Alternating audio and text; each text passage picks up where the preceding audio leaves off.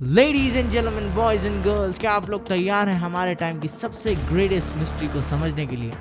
Y there is no other Mister Beast. मतलब come on यार, कौन अपने आप को 24 घंटे के लिए जिंदा गाड़ सकता है? I'm gonna spend the next 7 days buried alive under 20,000 pounds of dirt. My roof is shaking. I'm in trouble. Oh, I don't care what he looks like. Just get me out of this coffin! Dig! Hey! Jimmy! How's it going? आप लोगों को क्या लगता है, mister beast उनकी generosity की वजह से है, उनके काइंड हार्ट की वजह से, या उनका कभी खत्म ना होने वाला बैंक बैलेंस, या शायद उनके क्रेजी आइडियाज? इसका जवाब अब मिस्टर बीस्ट के ही पास्ट में छिपा है। लेकिन इससे पहले कि हम मिस्टर बीस्ट के पास्ट में जाए, हम उनके कुछ करंट स्ट्रेंथ्स को नोट डाउन कर लेते हैं। जैसे कि उनका बड़ा दिल, पैसे बांटने के लिए बहुत बड़ा दिल लगता है यार। हम लोग 10 रुपए नहीं देते अपने फ्रेंड को, वो बंदा 7-7 लाख डॉलर्स बांटता फिरता है। उनकी ग्रेट टीम, उनका कभी खत्म ना होने वाला बैंक बैलेंस, वो तो है ही। और उनके क्रेजी लेवल ऑफ आइडियाज, उनके आइडियाज इतने क्रेजी होते हैं कि एक नॉर्मल बंदा सोच भी नहीं सकता। लेकिन क्या मिस्टर बीस्ट के पास ये सब कुछ पहले से था? In some of my videos, I've literally given away over $1 million. So a lot of people think that I just came up in a rich household and I'm a trust fund baby. I get called that a lot.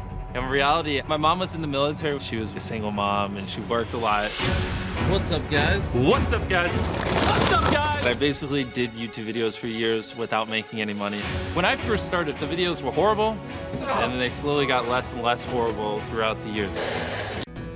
Mister beast, जिनका असली नाम है Jimmy Donaldson, ये पढ़ाई को छोड़कर सब कुछ करते थे, जैसे कि कंटेंट क्रिएशन और content creation. I've been doing it since I was 11, and Really? yeah, so now I'm 23, and so it's just like basically every year it's just gotten crazier and crazier. And Jimmy ने अपना career 2012-13 साल की उम्र में शुरू किया था with the user name mister beast 6000। लेकिन मिस्टर बीस्ट एके जिमी को क्या पता था कि उनकी लाइफ में बहुत बड़ा झटका आने वाला है। and then when I was 15 years old, I got diagnosed with Crohn's.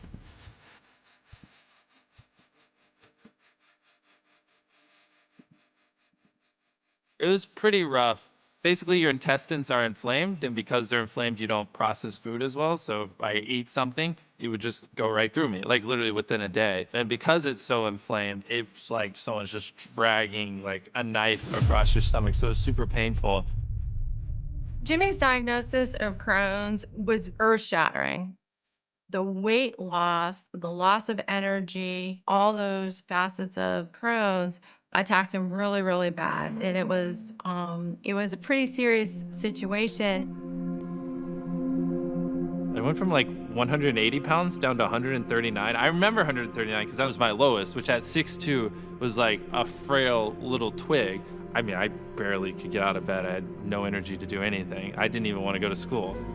He was diagnosed with Crohn's disease. Basically, Crohn's disease एक ऐसी डिजीज है जिसमें आपके इंटेस्टाइन के वॉल्स थिकर हो जाते हैं, बड़े हो जाते हैं, जिसकी वजह से डिस्कम्फर्ट, मेंटल हेल्थ का इफेक्ट होना, ये सब नॉर्मल है। इस डिजीज का कोई कॉमन कॉज नहीं है, ये जेनेटिकली आती है। मतलब ये ऐसी डिजीज नहीं है जो कहीं बाहर से कुछ खाने से या किसी वायरल फीवर से या किसी के काटने से नहीं आती, ये पैदाइशी होती है। He didn't have an ability to hold down any food. It was months and months and months for us to figure out a treatment plan so that he could start eating again.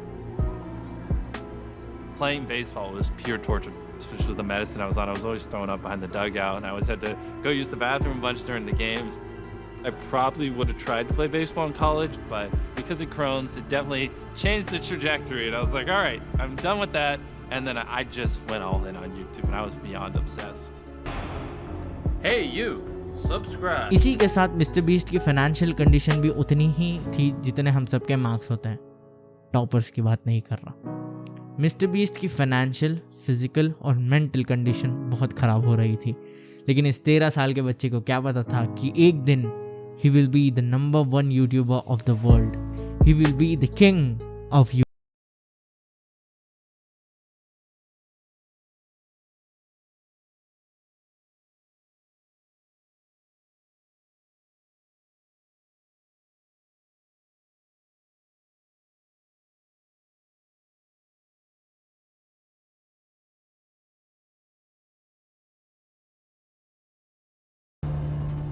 Mister beast is a real life iron man. मतलब कमान यार, iron man भी अपनी गलतियों से सीखता है और mister beast भी अपनी गलतियों से सीखता है। ये बंदा यूट्यूब को लेके इतना ऑब्सेस्ड है, YouTuber. Who accept him.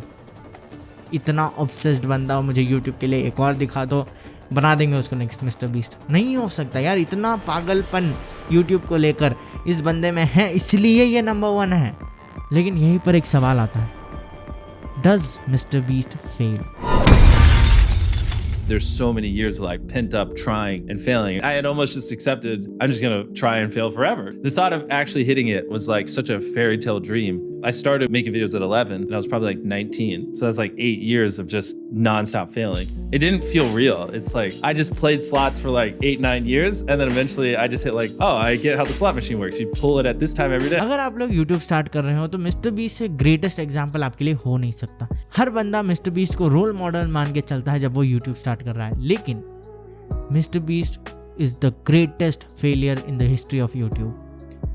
बंदा 8 साल फेल हुआ है लगातार, स्ट्रेट 8 years फेल हुआ है बंदा।